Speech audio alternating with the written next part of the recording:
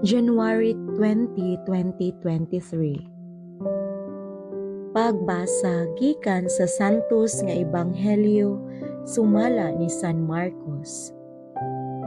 Unya mitunga si Jesus sa bungtod ug gitawag niya ang mga tawo nga buot niyang pilion. Nanuol sila kaniya ug nagpili siyag napulog duha nga iyang gitawag og mga apostoles.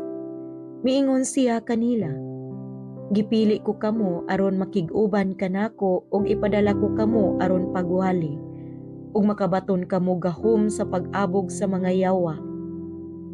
Mao kini sila ang napulog duha nga iyang gipili: si Simon, ginganlan ni Jesus ug Pedro; si Santiago ug si Juan, mga anak ni Zebedeo, ginganlan sila ni Jesus ug Boanerges, nga sa ato pa mga anak sa dalugdog; si Andres, si Felipe, si Bartolome, si Mateo, si Tomas, si Santiago nga anak ni Alfeo, si Tadeo, si Simon nga Patriota, ug si Judas Iscariote nga nagbudhi kaniya.